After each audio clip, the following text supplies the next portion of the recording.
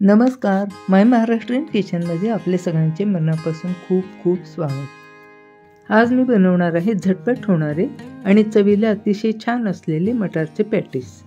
लहान मुलांना टिफिनमध्ये देता येईल, प्रवासामध्ये बरोबर नेता येतील आणि स्नॅक्स म्हणून खाता येतील असे हे मटारचे पॅटीस। साहित्य काय घेतले आहे ते आता प्रथम पाहूया।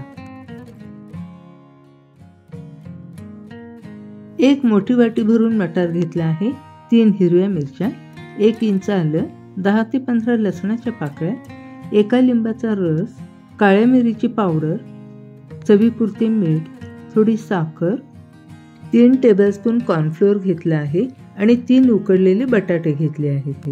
सर्वप्रथम हिरवी मिरची, आलं आणि लसूण हे मिक्सरला बारीक करून घेऊ। त्यानंतर उकडलेले बटाटे किसून घ्यायचे आहेत। तत्पूर्वी किसणीला जरा तेलाचा हात लावून घेऊयात। दोन्ही बाजूंनी तेलाचा हात लावला की मग बटाटे याला चिकटून बसत नाही। आता बटाटा आपल्याला किसून घ्यायचा आहे।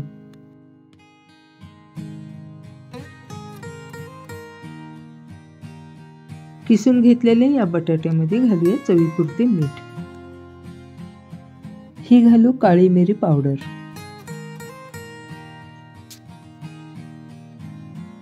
हे घालू 3 टेबलस्पून कॉर्नफ्लॉवर। हे आता मळून घेऊ। बटाटा जर जास्त उकडला गेला तर हे मळलेला गोळा सैल होतो आणि आतले सारण बाहेर येण्याची शक्यता असते।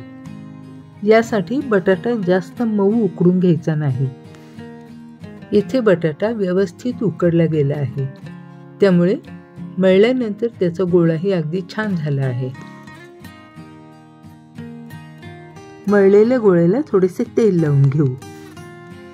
पुढची तयारी होईपर्यंत यावर झाकण ठेवूया। आता आपल्याला मटार वाफवून घ्यायचे आहेत। कढईमध्ये 1 चमचा तेल घातले आहे। तेल तापले आहे, यामध्ये आता घालूया मोहरी।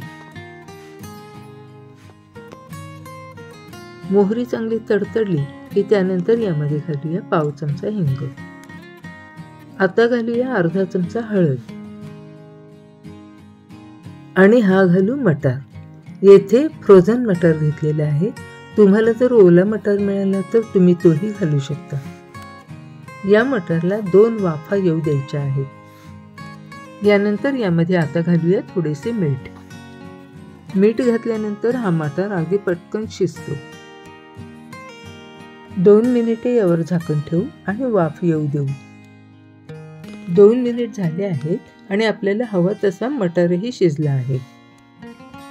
यावर आता झाकण ठेवू आणि गॅस बंद करू।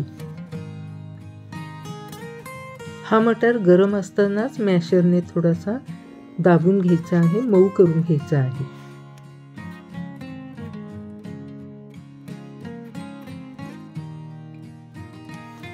तुम्ही पाहू शकता मटार आता चांगला मऊ करून झाला आहे।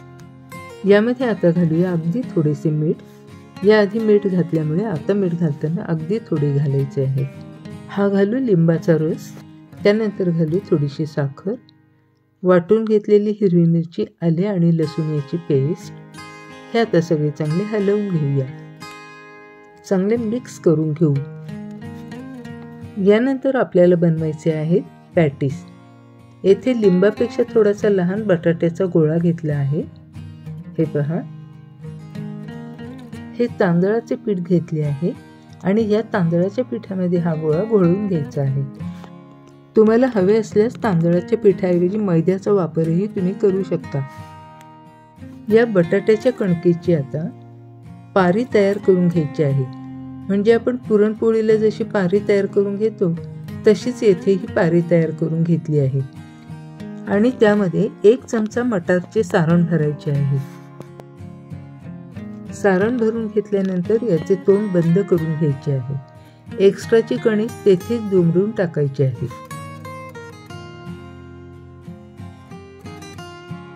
हे पॅटीस थोडेसे चपटेच बनवून घ्यायचे आहेत। हे पहा, इथे आता पॅटीस तयार झाले आहेत। असे आपल्याला आता सर्व पॅटीस तयार करून घ्यायचे आहेत। 3 मोठे बटाटे आणि 1 मोठी वाटी मटारमध्ये येथे 9 पॅटीस तयार झाले आहेत।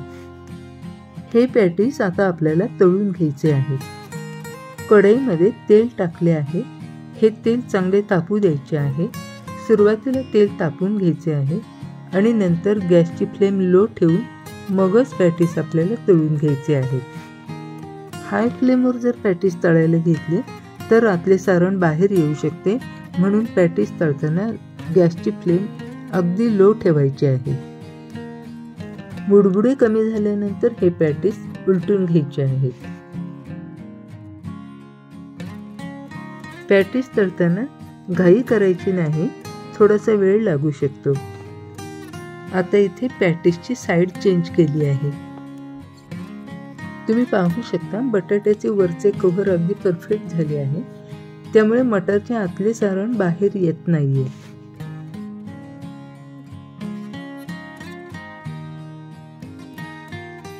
सोनेरी रंग येईपर्यंत पॅटीस तळून घ्यायचे आहेत.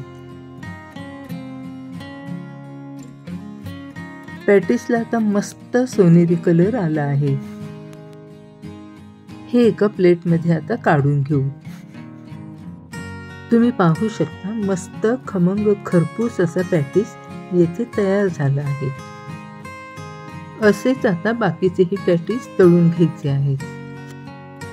हे पहा, सर्व पॅटीस आता तळून झाले आहेत. येथे मी एक पॅटीस कट करून दाखवत आहे. भरपूर सारण असलेले हे पॅटीस चवीलाही अगदी मस्त लागतात. तुम्ही स्नॅक्स म्हणून करू शकता, लहान मुलांना टिफिनमध्ये देऊ शकता, किटी पार्टीलाही तुम्ही अशा पद्धतीने पॅटीस करू शकता.